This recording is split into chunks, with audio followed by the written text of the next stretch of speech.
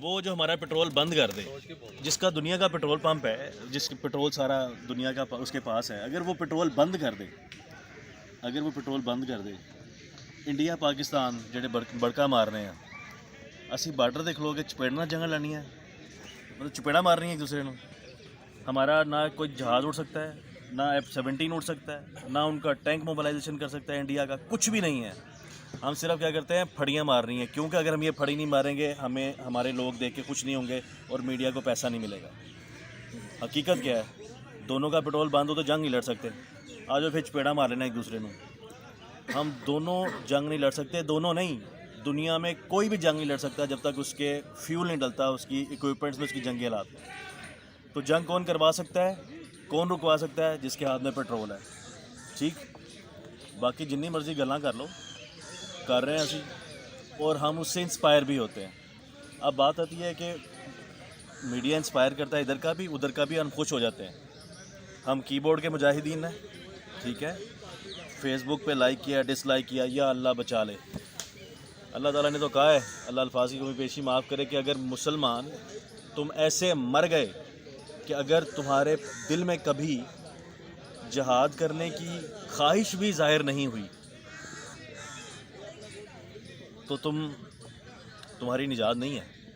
कि ख्वाहिश भी कभी नहीं तुमने दिल की कि मैं जहाद करूं। अच्छा, दूसरी तरफ आते हैं कि जो हमारे जो इन्फ्लुएंस ख्यालात होते हैं वो बनते कैसे हैं। किसी भी मुल्क में सबसे ज़्यादा सैलरी किसको मिलती है? डिप्लोमेट को। हर मुल्क का डिप्लोमेट हर मुल्क की दूसरी जगह पर होता है। अमेरिका के मतलब बड़े अंकल के जितने भी पूरी दुनिया में बेसिस हैं, आर्मी बेसिस हर मुल्क में, पाकिस्तान समेत, ईरान और एक और मुल्क के अलावा, क्यों उसकी बेसिस हमारे मुल्कों में क्यों, पूरी दुनिया के मुल्कों में क्यों है? और डिप्लोमेट को एक सैलरी क्यों दी जाती है? उसने हमारी राय ज़नी करनी होती है, हमारे माइंड कैप्चर करने होते हैं। कैसे करने होते हैं? हम इसका भी एक केस सिनेरियो ले लेते हैं। एक डिप्लोमेट को सबसे बड़ी सैलरी मिलती है, क्यों? सपोज़ अमेरिका में बैठा है कोई डिप्लोमेट, इंडिया का और पाकिस्तान का, दोनों अपनी अपनी फ़ाइट कर रहे होते हैं कि हमने इस बंदे ने मसला कश्मीर को हल करना है, या इस पे हमें इसके व्यूज़ चाहिए, ये काफ़ी पावरफुल बंदा है, कांग्रेस का है, वॉटेवर किसी का भी है।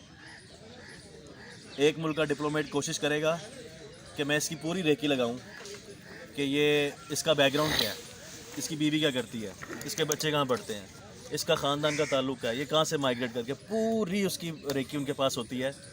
सुबह कितने बजे दफ्तर जाता है, कितने बजे दफ्तर आता है, किस सोच का मालिक है, कहाँ से पढ़ा है, किस तरह की टिल्ट है उसका माइंड। अब उसने जिस रास्ते से गुजरना है वहाँ पर हर चीज़ पहले से प्लान हुई होती है। एक हफ़्ता पहले कहा गया होता है हम एहतजाज करने जा रहे हैं फ़लानी रोड पे, गवर्नमेंट से इजाज़त ली जाती है, इजाज़त मिल भी जाती है। उसने जहाँ जहाँ से गुजरना है, जहाँ जहाँ कम्युनिटी में जाना है, उसकी बेगम ने जिस कम्युनिटी में बैठना है, उसके बच्चों ने जिस कम्युनिटी में बैठना है, वहाँ वहाँ बैनर के थ्रू, एड्स के थ्रू उसके इर्द गिर्द ऐसे लोग छोड़े जाएंगे, और जहाँ जहाँ से वो गुज़र होगा वहाँ पे एहतजाज करते हुए लोग नज़र आएंगे उस ख़ास इशू के बारे में, जिस इशू के बारे में उसकी राय ज़नी करनी है उस बंदे की। अब वो क्या होगा, वो देखेगा कि ये एक मसला है, क्योंकि उसको दिखाया जा रहा है, ब्रस्टिंग की जा रही है एक इन्फॉर्मेशन की। अब क्या करेगा, उसकी एक राय बनेगी उस मामले के बारे में, हाँ यार ये एक मसला है और बड़ा सवेर मसला है, काफ़ी इसकी शुनीद हो रही है, काफ़ी देखने को मिल रहा है। वो जहाँ पे भी उसकी इन्फ्लुएंस है वो जाके वहाँ पर बात करेगा, अपनी असम्बली में, वटेवर कहीं भी। अब वो क्या होगा, उसे ऐसा लगेगा जो मेरी थॉट्स हैं, जो मैंने क्रिएट की हैं, जो मेरा डिसीजन है इस मामले में, वो मेरा अपना है। असल में वो सोच तो उसकी अपनी है ही नहीं, वो तो इन्फ्लुएंस थॉट है, फैब्रिकेटेड थॉट है, मैनिपुलेटेड थॉट है। उससे ये लग रहा है कि वो मेरी थॉट है, लेकिन उसके इर्द गिर्द बंदे छोड़ के, उसके गिर्द ऐड दिखा के, उसकी फैमिली के गिर्द बंदे छोड़ के वो एक ख़ास किस्म की उसकी सोच बना दी गई है, और उस सोच को रिप्रेजेंट कर रहा है दूसरों के सामने जाके, ये कह के कि ये मेरी सोच है, क्योंकि उसको नज़र नहीं आया कि उसके साथ हुआ क्या है। लेकिन डिप्लोमेट्स ने, एजेंसीज ने उसकी एक सोच बना दी है, और उसने जाके कहना जी ये मसला तो कश्मीर का मसला तो मसला ही नहीं है, कोई मसला ही नहीं है। ये होती है कामयाबी किसी डिप्लोमेट की। कि वो ऐसी डिप्लोमेसी करता है कि अपनी मर्ज़ी के रिज़ल्ट जनरेट करता है, किसी दूसरे को इन्फ्लुएंस करके, उसकी सोच को इन्फ्लुएंस करके। हम बैठ रहे हैं मुस्लिम उम्मा फलाना ढमकाना, ये ऐसे हिस्ट्री थी, ये ऐसा फ्यूचर था और वो फलाना किया, उसके बावजूद तो सब कुछ किलिंग हो रही है। हम क्या कर रहे हैं? हम सिर्फ डिस्कशन कर रहे हैं, ठीक है। डिस्कशन करने के बाद हम क्या कर रहे हैं? मतलब अपने गुस्से को ठंडा कर रहे हैं। उसके अलावा हम क्या कर रहे हैं? हम सेम उसी तरह हमारी जो सोच बन चुकी है वो फैब्रिकेटेड है, हमारी अपनी नहीं है। हमारी अपनी सोच कहाँ है? मुझे बताएं कि अगर आप कोई भी हम बात कर रहे हैं, अभी आप इन्फॉर्मेशन लेकर आए कि जी ये तब से मामला स्टार्ट हुआ, सर कह रहे थे वो तब से मामला स्टार्ट हुआ, उन्होंने बुक्स पढ़ी होंगी, उन्होंने मीडिया देखा होगा और बहुत कुछ होगा। जिसने भी बातें की उसने कहीं कहीं से मीडिया से ली है ना, ठीक है। मेरे पैसे मैं रूढ़ी तो चुकी सी बात अपनी है, कोर्ट आप अली को कर रहे हैं, बात अपनी है, कोर्ट अली को कर रहे हैं। बात मुकम्मल हो रही है। बहुत अच्छे अखा चुनी आ गई है ना, अखा। तो कहने का मतलब यह है कि जो हमारी अपनी सोच है ना, जो अमूमी तौर पे वो हमारी अपनी है ही नहीं, वो हमारी अपनी है ही नहीं, क्योंकि हमने सोचने की आदत ही कभी नहीं अपनाई। हमारा जो स्कूल सिस्टम है उसने हमें सोचने की तरबियत ही नहीं दी, हमें ख़ुद से सोचने की तरबियत नहीं दी। हमें सामने वाली इन्फॉर्मेशन को अपनी इन्फॉर्मेशन समझ के एक्सप्लेन करने की सिर्फ दी है, हमें रिसर्च करने की, हमें अपनी एनालिसिस करने की, ठीक है। और मेजॉरिटी ऑफ अस हम सिर्फ मीडिया को देखते हैं, उससे इन्फ्लुएंस हो जाते हैं। अभी हमने कहा जी हम बाइकाट कर देंगे, इस का बाइकाट कर देंगे, इस का बाइकाट कर देंगे। कितनी देर बाइकाट हुआ? कल वीकेंड था, किस किस ने कोक नहीं पी? सबने भी है। अब क्या है, हम कई चीज़ों को इनकार कर ही नहीं सकते। क्यों नहीं कर सकते? हमारी जो कैंसर की मेडिसिन है वो वहाँ से आ रही हैं, जो किलिंग कर रहा है वहाँ से आ रही हैं, वहाँ हम नहीं इनकार कर सकते। हम तो फंसे हुए हैं। कौन सी ऐसी खाने की चीज़ है, मेजॉरिटी कौन सी ऐसी खाने की चीज़ है जो उनकी नहीं है?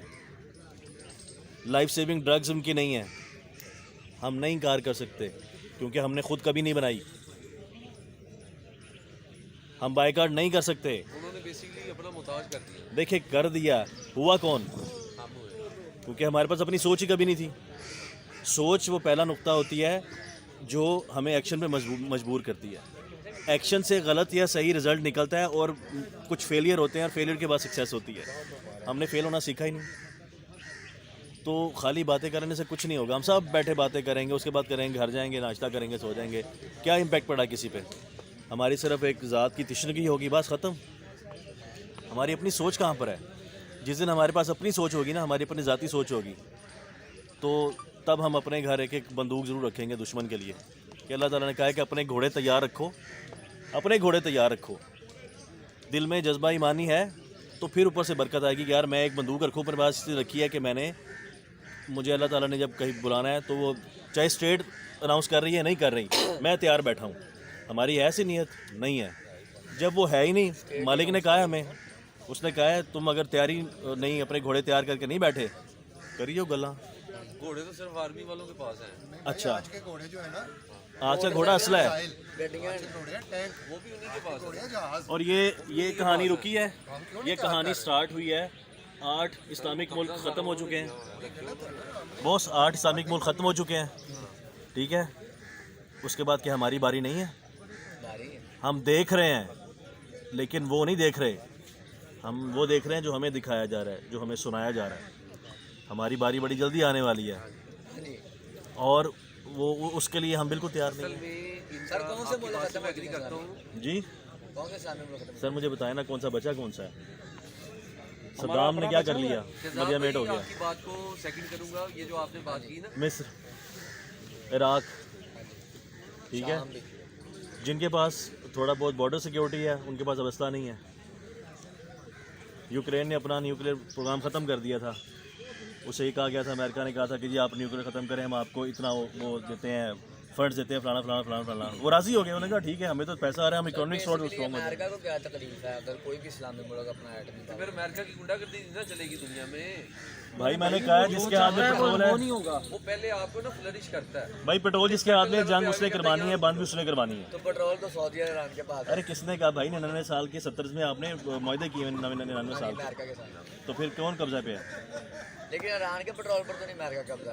क्या हुआ? लेकिन ईरान को वो देने नहीं दे रहा किसी कितने % है वो किसी को सेल नहीं होने दे रहा। आप साथ बॉर्डर पे बैठे इंडिया ले रहे हैं। आप गैस नहीं ले सकते, पाइपलाइन आप भी चाहिए गैस खाली नहीं ले पाकिस्तान इंडिया ने और पाकिस्तान और ईरान ने, खाली पाइपलाइन, खाली फुकी, वो जो कुछ नहीं आ रहा। लेकिन उन्होंने तो देनी है। क्यों अब्बा जी ने कहा नहीं, खबर था तुमने गैस दी। ना लेने नहीं दे रहे। 194% गैस महंगी हुई है पिछले 200%। 194% गैस महंगी हुई है, लेकिन अब्बा जी ने कहा है पाइपलाइन बिछाइए, खाली रहेगी। वो देखो नहीं लेना, उन्होंने पैसे नहीं जाने चाहिए। हम कहेंगे अब्बा जी नहीं, आप अमेरिका का डर है। भाई है क्यों नहीं है, हम मांग के नहीं खाते उससे।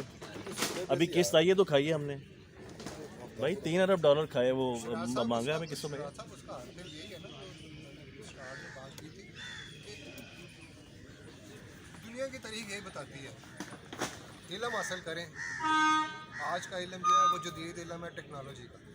टेक्नोलॉजी पे अबूर होगा तो हमारा भी अबूर होगा, वरना इसी तरह मार कर देंगे।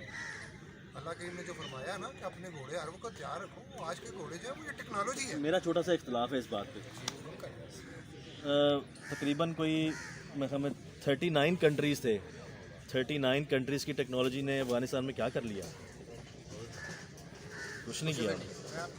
अच्छा उनमें क्या था? ईमान था जब वो छोटा सा एक दिल में था कि जी हमने अपना जो है ना वो तैयार रखना है, बरकत का एलिमेंट जो हमारा मुसलमान होने का कोर है, कि जज्बा ईमानी है और टेक्नोलॉजी को समझना ही कुछ नहीं, मानना ही कुछ नहीं, सामने नज़र आ रहा है। मतलब ईमान मेरे ख्याल में क्या है, मैं बड़ा आम सा एक बंदा हूँ, मेरे मुताबिक ईमान क्या है? अल्लाह ताला मेरे मुताबिक ये कहता है कि हम कहते हैं जी असी नौकरी नहीं करांगे तो खावांगे कितों, असी काम नहीं करांगे तो खावांगे कितों। ये हमारी अमूमी तौर पे सोच है ना। और अल्लाह ताला का हुक्म है कि तुम वसीला इख्तियार करो, जाओ नौकरी भी करो, काम भी करो, लेकिन ईमान इस पे ना रखो। बता भी मैं रहा हूँ कि तुमने ये वसीला इख्तियार करना है, लेकिन कहो अल्लाह ताला देता है, कंप्लीट होना चाहिए। ईमान ये रखो कि देता अल्लाह ताला है, लेकिन वसीला ये इख्तियार करो। मैं कहता हूँ यार करना भी मैंने काम है, काम नहीं करूँगा तो आएगा कैसे? जो अल्लाह कहता है अनसर्टन बिलीव, जो तुम्हें नज़र आ रहा है कि यहाँ से आ रहा है पैसा, यहाँ से पैसा आ रहा है, यहाँ से आ रहा है, इसको ये झूठ है। जो मुझे नज़र आ रहा है वो झूठ है, जो मालिक ने कहा वो सच है। इसे कहते हैं अनसर्टन बिलीव। जब अनसर्टन बिलीव हो जाता है तो मेरे ख्याल में उनका अनसर्टन बिलीव हमसे बहुत ज़्यादा था। उनके पास कोई जहाज़ नहीं, एक जहाज़ नहीं, एक हेलीकॉप्टर नहीं, ठीक है, मांगे तांगे का असला और कुछ भी नहीं। तो क्या है कि उससे होता है, इससे नहीं होता है। वो हमें नहीं है, जब तक वो नहीं होगा टेक्नोलॉजी से मैं उसको इसलिए नेगलेक्ट करता हूँ। आपने टेक्नोलॉजी का वो बाद में आती है कि हम पहले अंदर हो ईमान फिर हम टेक्नोलॉजी। अफगानिस्तान पे अटैक किया कितने मुल्कों ने किया? 43 मुल्कों। 39 39 पूरी टेक्नोलॉजी के समेत किया। आपने ये बात है फरमाया। कितने बंदे वहाँ पे शहीद हो गए अफगान में? लाखों की तादाद में। अगर उनके पास भी मुकाबले की टेक्नोलॉजी होती तो एक भी अफगानी ना मरता, वो कभी भी ना वहाँ पे आते अटैक करने के लिए। पता होता कि यार आज जाएंगे तो हमें भी आगे से पड़ेगी, आपके पास भी पिस्तौल है और मेरे पास भी पिस्तौल है, हमारी लड़ाई हो जाएगी ना, तो ना आप फायर करेंगे ना मैं फायर करूँगा। और अगर हम दोनों में से एक के पास पिस्तौल है ना, तो मैं चाहे जितना भी कमज़ोर हूँ, झूठा भी हूँ, सब कुछ मैं 1 मिनट से पहले फायर कर दूँगा। इसलिए अल्लाह ने हुक्म दिया कि अपने घोड़े हर वक्त तैयार रखें, ताकि आपके ऊपर अगला जुर्रत ना कर सके, हिम्मत ना कर सके। बिल्कुल सही बात की है। इस बात का जवाब दूँ मैं थोड़ा सा। 12,000 का लश्कर था उसके पास, 3,500 के पास। उसे पता था 1.5 लाख आगे वो स्पेन में राडिक जो है ना वो रख के बैठा हुआ है, ठीक है।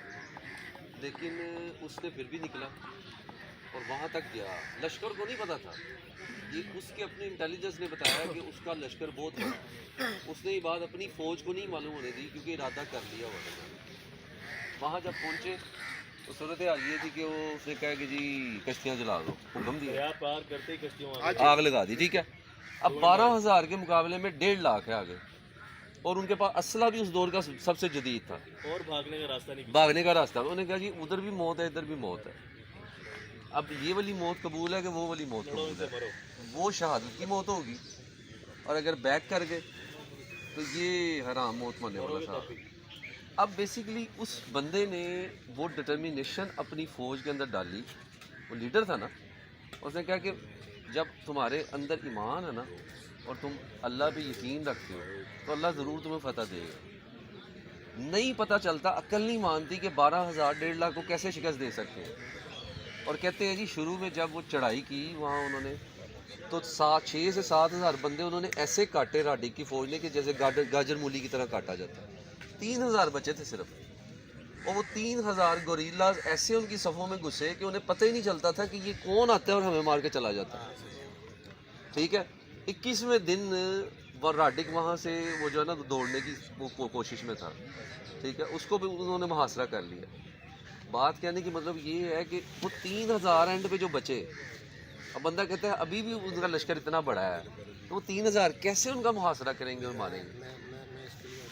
जंग अल्लाह ताला ने क्यों उनको फतह वहाँ दी कि उनका यकीन और ईमान बहुत ज़्यादा था कि ये बंदे मेरे पे यकीन करके यहाँ आए। मैं आपको इसके भी अर्ज करता हूँ। हाँ जी। ये भी अल्लाह की में ना हाँ जी, बात कुरान करीम में वाज़े कर दी है। हाँ जी, अब कमी बेशी अल्लाह की माफ़ फरमाए, वो फॉर्म उसका बताने लगूँ ऐसा है कि अल्लाह करीम ने फरमाया कि अगर तुम जज्बा ईमानी के साथ दुश्मन के साथ लड़ोगे, दुश्मन कौन है? काफर। मुसलमान आपस में लड़े हैं तो वो नहीं।